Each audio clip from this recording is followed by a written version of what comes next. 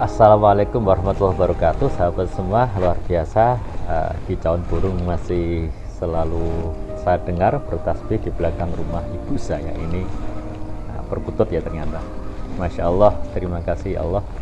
Dan salawat salam semoga tersurah kepada Rasulullah Muhammad Sallallahu Alaihi Wasallam. Sahabat, di sini saya akan cerita tentang Pak Moh ya. Mungkin ini masih serial tentang Pak Moh. Jadi ini cerita tentang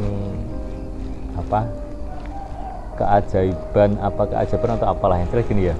Jadi suatu hari Pak Moh itu didatangi oleh seseorang dari suruhan orang yang mau jual lahan, jual tanah ya di daerah Magelang sana. Nah, luasnya kalau nggak salah berapa ya, 60 ru atau berapa, sekitar 700 meter persegi lah, 700 meter persegi ya. Nah, karena memang saat itu Pak Moh nggak punya uang ya, jadi si utusan tadi bilang bahwa si Pak Fulan itu pengen menjual tanahnya yang letaknya ya, lokasinya diceritakan. Nah, Pak Moh dia bilang, aku kira duit, tolong sampaikan ke Pak Fulan tadi ya, saya itu nggak punya uang. Terus akhirnya oke, si temennya itu tadi yang suruhan dari Pak Fulan tadi pulang. Nah, beberapa hari kemudian datang lagi, terus pun Pak Moh niki bapake tetep pengen panjenengan tumbas niki sawahe teng mriko sing pinggir kali niko. Mas, kula niku mboten gadah yatra, saya tuh nggak punya uang. Udah dijual ke yang lain saja lah. Seperti itulah ya kira-kira yang disampaikan Pak Moh ke suruhan atau utusan dari Pak Fulan yang punya lahan itu tadi. Nah, yang ketiga datang lagi gitu, datang lagi. Pak Moh, tetep Pak Moh, Pak Fulan pengen sawahe dengan tumbas.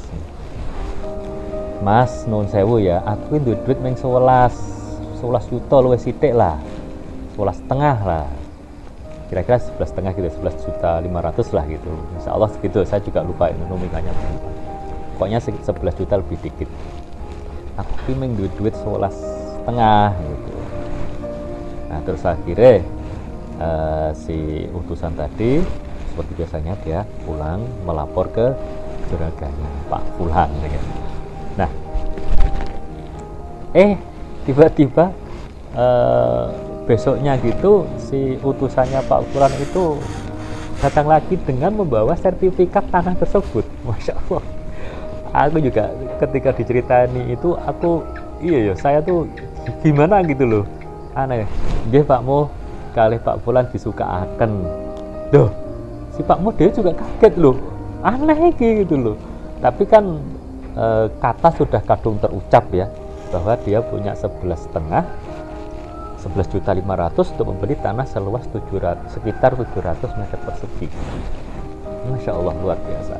Dan benar sertifikat itu diserahkan, dan mau tidak mau yang sebenarnya uang tersebut sebenarnya uang untuk putaran dagangannya Pak Moh ya, itu ya udah dikeluarkan untuk pembelian tanah tersebut, dan deal tanah sudah berpindah tangan. Nah, si Pak Moh ketika setelah itu juga bingung, ini arti apa nih, lemah istilahnya kalau orang Jawa itu nemu gitu loh. Nah, beberapa hari kemudian itu dia ceritakan teman sesama penjual mobil ya, jual beli mobil tuh. Ternyata gini, jadi seperti itu si temennya itu, wes Pak Moh tak tukune 40, Masya Allah. Jadi di badai ini ya, kami memang pasarannya segitu ya, pasarnya sekitar 40 lebih lah, 40 juta lebih. Tak tukunya 40, berarti sudah laba berapa, 30 jutaan. Allah.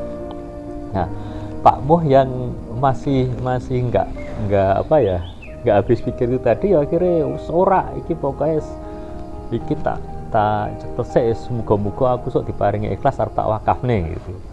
Jadi itu yang ada di dalam diri Pak Moh. Artinya ketika dia nemu itu, dia juga bingung, ini mosok tak dol ki, mosok bati. Nah, Nah, kemudian sertifikat itu sama Pak Muh karena memang dia butuh dagangan, butuh modal untuk memutar bisnisnya, usahanya. Si sertifikat itu dijaminkan ke bank. Nah, oleh bank dikasih plafon 100 juta. Masya Allah, luar biasa. Jadi segeleng-geleng kepala itu Pak Muh itu, dan Masya Allah. Dan itulah ya, apa rahasia-rahasia yang luar biasa dari rezeki Allah Subhanahu wa taala. Nah, dan ini benar terjadi, silahkan nanti dibuktikan di sana ke Pak Muh. Jadi ini bukan cerita yang saya sampaikan, semua cerita yang saya sampaikan insya Allah true story ya, walaupun ada tambah-tambahan sedikit supaya enak didengar. Nah ini, maka saya juga sampai sekarang juga apa gitu ya, maksudnya si Pak Fulan tadi memberikan tanah semurah itu, tapi alhamdulillah sekarang Pak Muh memang sudah punya, atau akhirnya tanah tersebut diwakafkan dan sekarang masjidnya juga besar dan ada sekolah di situ. Itu pasar Muntilan masuk lah. Saya lupa desanya mana. Saya pernah ke sana dan memang segar di sana. Itu sahabat semua, udah sekali lagi ini bukan tausiah ya, tapi cuma cerita aja. Hikmahnya dicari sendiri karena saya juga bukan ustadz ya, bukan ustadz, bukan apa ya. Jadi itu celoteh kehidupan yang pernah saya dengar, saya alami, saya lihat, saya bagikan di sini supaya bisa jadi pelajaran. Kalau memang bisa, kalau enggak udah dihapus aja. Terima kasih yang sudah menonton, ambil aja hikmahnya ya. Kalau jelek dibuang. Wassalamualaikum warahmatullahi wabarakatuh.